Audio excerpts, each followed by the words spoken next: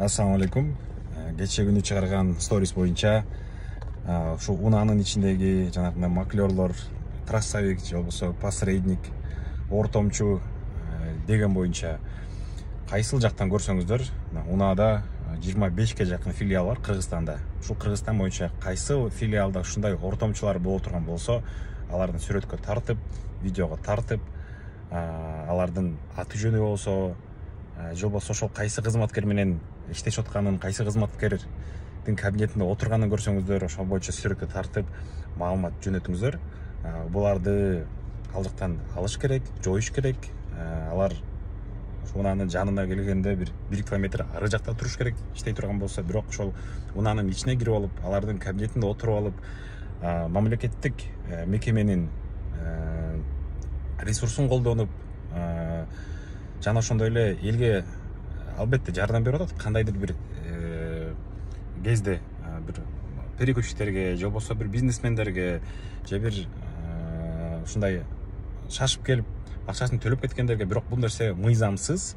Алар эч кандай налог төлөбөйт, элге эчтеке кылбайт. Алар ошол жакта жүргөн, канча убакыттан бери турган, өзүнүн кезегин күтүп отурган адамдардын бетине түкүргөн болуп эсептелет.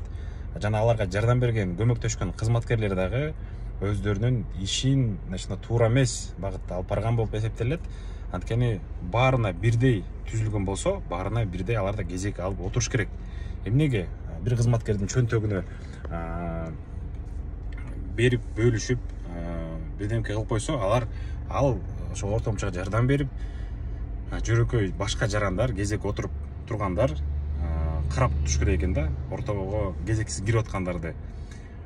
Мындай нерсе болбойт. Эгерде ушундай кызмат ачыла турган болсо, VIP услуга деп, анда өзүнчө кабинет ачып, ал жака дагы башка кызматкерлерди коюп дополнительно, андан кийин ошентип мыйзамдуу түрдө иштешсе болот. Азырынча мыйзамсыз. Паспорт алганда барганда VIP услуга деген бар, башка жакта өзүнчө эмеси бар, кабинети, өзүнчө башкача кызматкерлери, атайын төлөнөт мамлекеттин чөнтөгүнө. Бул маклерлордун чөнтөгүнө эмес, же ошол недобросовестный кызматкерлердин чөнтөгүнө эмес. Бул өкмөткө түшө турган акча, жана алар үчүн өзүнчө условия болуш керек да. Ассаламу алейкум.